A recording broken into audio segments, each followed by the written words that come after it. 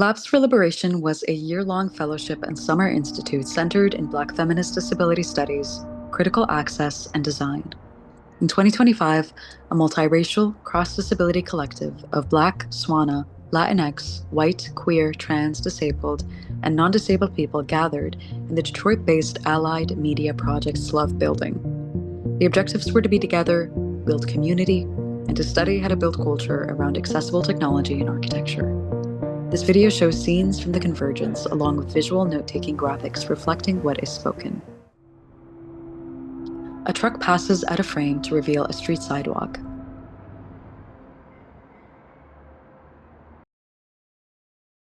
Camera pans to a bricked building, then to a group of masked people gathered in a white-walled gallery.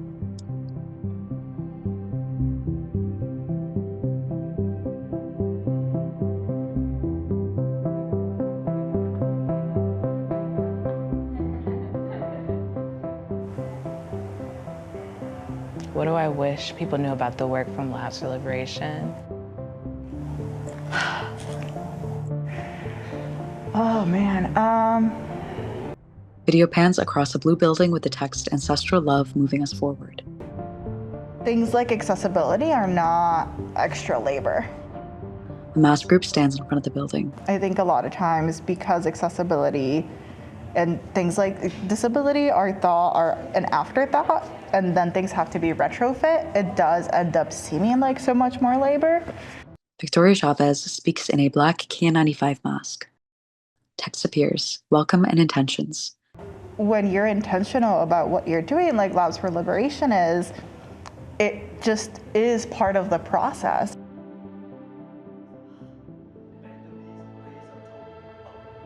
Group of people move their body in unison.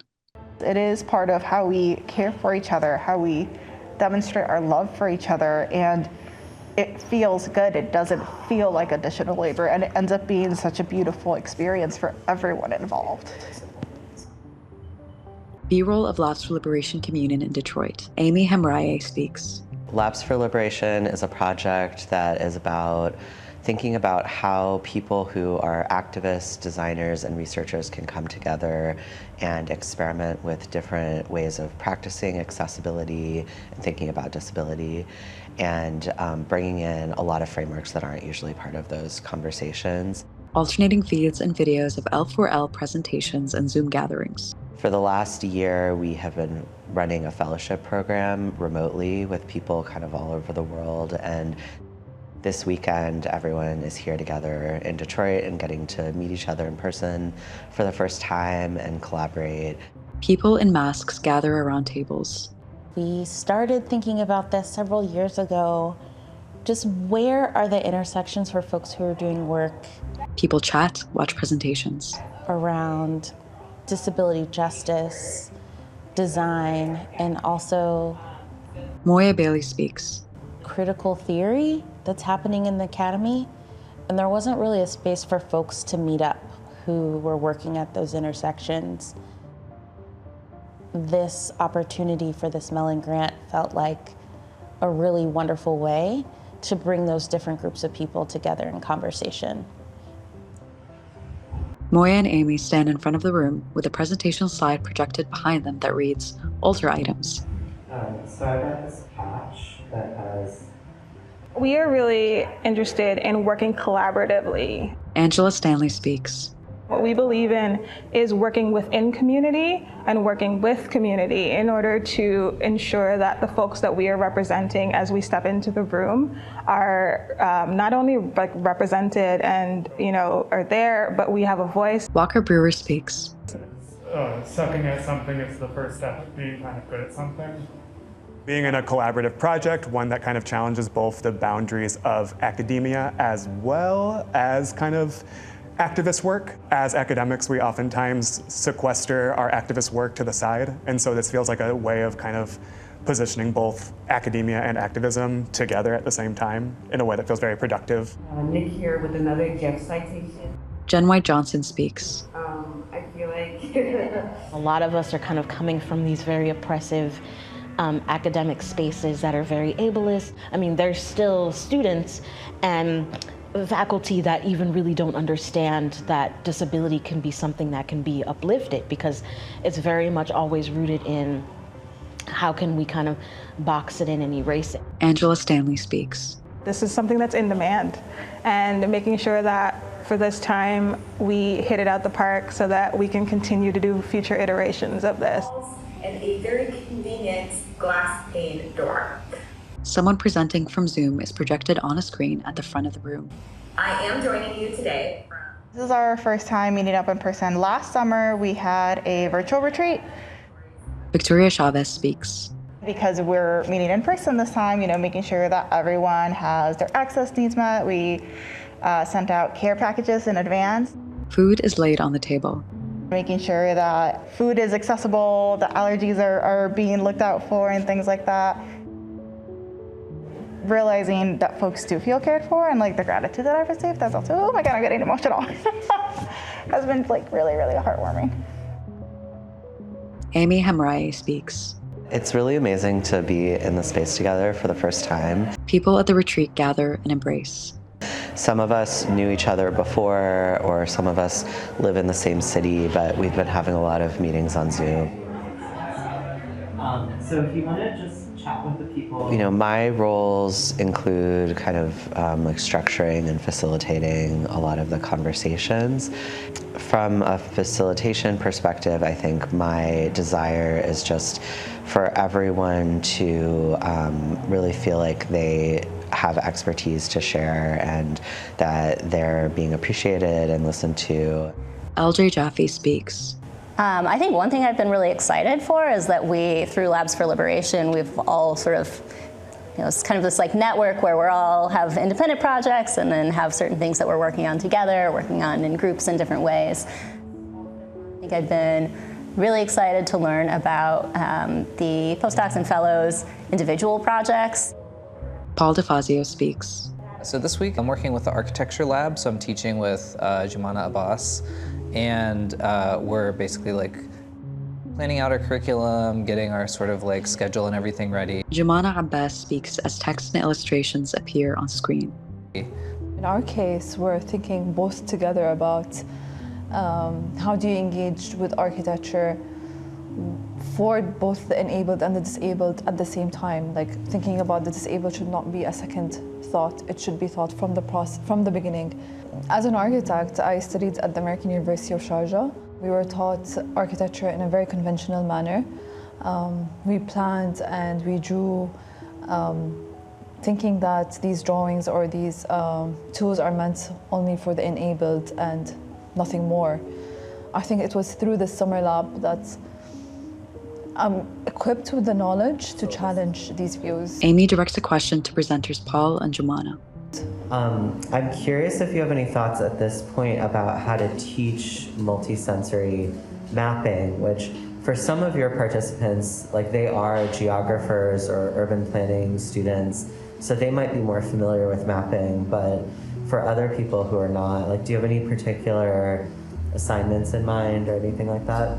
For the first week, we had one sort of in-class exercise that we started to work on, almost like a brainstorming exercise where it was think of as many ways as possible to engage with a place or a site.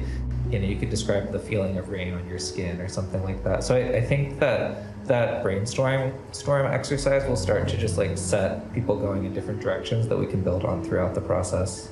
Jumana speaks to the room. Each week, each exercises will feed and inform the next exercise, and we're hoping to build what, and I'm borrowing the word that you used in most of our discussions, a constellation of a multi-layered and multi-sensory map. Jumana Abbas speaks to camera. Architecture and tools of architecture are not flat. They should be multi-sensory, they should be multi-layered, they should enable different senses, whether it's feeling, hearing. It's not just about the site and what we see. No, I think we should really open up the path and find different ways to engage the body and the different senses. Katie B. Sullivan speaks. I really hope that people come out of this thinking about access in more expansive ways. I think that there are a lot of dominant narratives of here's how we do accessibility, or they're particular people whose like access needs are more important than others, and I think this space has done a lot to sort of like shatter that idea. Manifestation of what we're really bringing. Kevin Godkin speaks. It's been really cool this weekend to be in a space where there's like a real investigation of the different kinds of folks that are joining and how the space can be changed for around that. LJ Jaffe speaks. I don't really consider myself, like I don't have a design background. I don't have an art background. I'm an educator, I'm an organizer, I'm a researcher. So I've been able to learn a ton about design and particularly like the design process. Corresponding words appear on screen. We've been talking throughout the weekend about the emphasis on process over product, over outcome. I think we're kind of figuring out how to LJ Jaffe presents. Do access collectively through this like really big project. Pairing reading, so this says theory and art practitioners who model community building and group Dr. Nick Adler speaks as illustrations and text appear on screen. coherence. It feels like a choreography of co-creation, or just like this bringing together of people that maybe would have never crossed paths before now. There's some kind of magic in being able to kind of cross-pollinate across disciplines, across fields. Kara Cinder speaks. I'm one of the co-lab leads for the technology lab. So Shell and I have been designing a technology lab focused on accessibility and access, but also thinking about access in terms of how do we exit big tech. So how do we think of sort of scaling down in terms of technology and getting to a much more hyper-local level. Caro and Shelley Sands present to room. Shelley speaks. Presentation title reads, Tech Lab. The way we designed our syllabi is to start very foundationally from like, what is community? Taking community from this nebulous term that we use as like activists and organizers to something that's really specific. So while they'll be working with project groups that help move my project along, we also want them to like think about their own communities, and if they were to like replicate this work, like who are you building with? The server up and running. The process is the point. Kara speaks. One of the things I think that is important to us, and also I think a big part of security and safety and access, is thinking about exercises that promote play. Corresponding words appear on screen. Dissent and remaking. So we're trying to be anti-scale and anti-big tech. Moya Bailey speaks. I just want to say I love process is the point. I just feel like that's kind of our thread through everything. So just like to hear that. Jamana I get a Abbas lot of like speaks. fatigue from like the word community engagement that's being tossed around like left and right. So I was really taken back, and I really loved the word community ownership. And I was wondering if you can tell us more about community ownership and why you chose that over community engagement. Shelley Sands speaks. Honestly, I think disability justice gets swept under the rug a lot, or it's like an addendum. I think the work that this Lab for Liberation Summer Retreat has been doing has just been to like make it more of a focal point and encourage us to be able to like build it like at the forefront. Video pans across the empty hall and atrium of the building. A term that's been used has been accessibility right out the box, meaning like we're thinking about it from the start. We're not just like tacking it on later. And I think that's something we can carry like into all of our practices. Moya Bailey speaks. My biggest hope is that it seeds other projects. Kwako Ose addresses the group. Part of what we're doing here is giving folks the opportunity to work with people that they might not have had access to. Welcome to the city of Detroit. I hope that your last night was beautiful. I know that the next couple days. Disability, justice, design, critical theory don't have to be separate from each other. Group is shown around the place. We are better together, as always. The folks, Kevin Godkin speaks to camera. I think that are gathering for Labs for Liberation are people who are really attuned and really dialed in to decisions that other people might pass over or not really take that seriously, and we're able to use those as like moments of connection and inquiry, and it just feels really cool to be seen by other folks who don't miss that. Cara Cinders speaks to camera. Anytime like you can get together and collaborate, there's just something different when you're like sitting with another person. You can sort of see their body language or like their excitement, or just be able to go for walks, you know, or bird's eye view of the building in Detroit. Sort of explore, in this case, explore parts of Detroit, which is one of my favorite cities. Walker Brewer speaks. I think it's interesting that this is happening in Detroit in particular.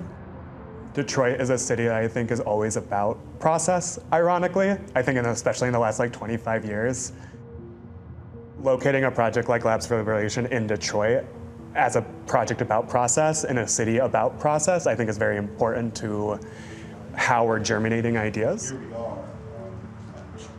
Katie B. Sullivan speaks. I'm excited about all of this and like super happy to be here. I got here a day late because I graduated college on Friday morning and got here, it was like, holy shit, there's so much happening. I like swans because they carry each other on their backs. For everyone coming to the end of an academic year, it's like a particular type of chaos, but it feels really beautiful and just, I don't know, I'm excited to draw that whole chapter of my life to a close with all of these wonderful, lovely people. Jen White Johnson speaks. One of the most rewarding things was just being with like-minded disabled scholars who are just really prioritizing similar conversations that I'm having, right? Where I always don't necessarily feel that solidarity because often our activism isn't always prioritized as scholarship. Victoria Chavez speaks. My own personal research is around ableism in academia and having to research all of the harm that happens in academia while also experiencing that harm has been really difficult. I'm a fourth year grad student at Northwestern and I've been remote most of that time. And so this is the first time in 5 years that I've been in a group setting in person and that I have felt safe and comfortable. And so it's been really healing. And so I think that part itself has also been really rewarding, and just the healing, internal healing that has been happening just for myself of knowing that there are still spaces that exist where I can feel safe and where my access needs are met as well. So I'm just so grateful to everyone for this opportunity and for having that space where, especially with Moya as part of my committee and essentially at this point a co-advisor and mentor, really supporting me in my work and teaching me that it's okay to go slow, that I don't have to overwork myself. And I have been learning so much about how to unpack and undo a lot of that internalized ableism that I have for myself, right? Having these ridiculous expectations and working ridiculously long hours because I feel like I have these deadlines to meet, or because there's expectations from grad students to have these specific milestones by specific points in their career. It is a labor of love, but it's absolutely so much more than that.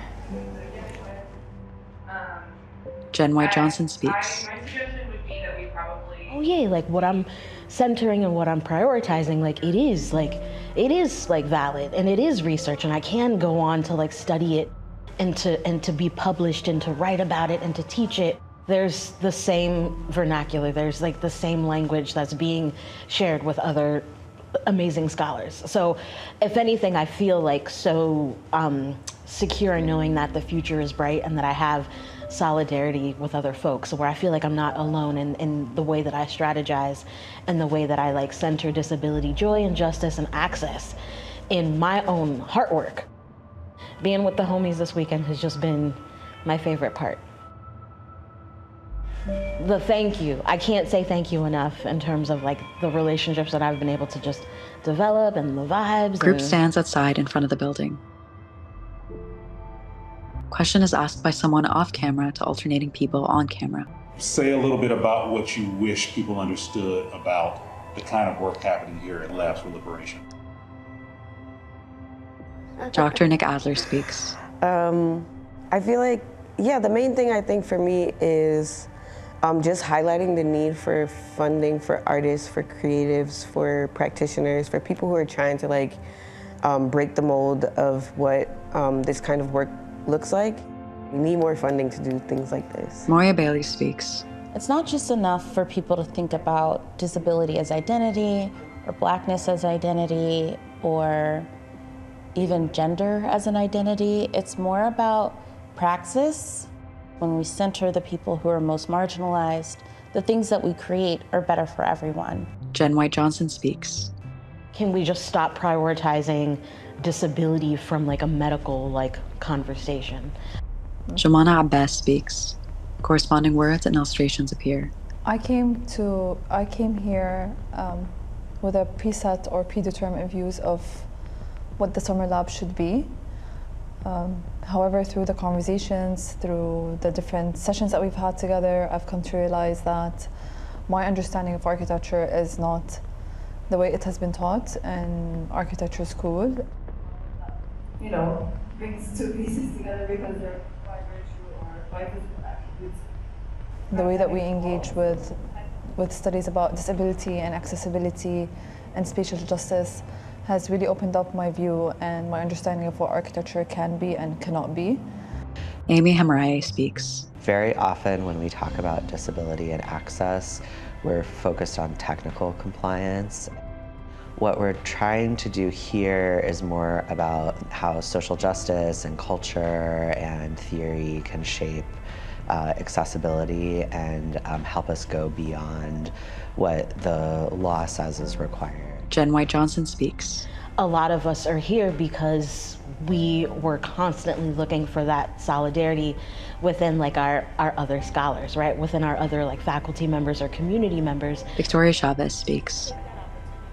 I'm just so grateful that Labs for Liberation exists. Everyone is so open to listening to each other and learning from each other, literally adjusting their lives to be in this space, crossing oceans and time zones. I don't have words to describe it. It's been a magnificent experience, truly. Shot of L4L group re-entering the building. labsforliberation.org. Funded by the Mellon Foundation.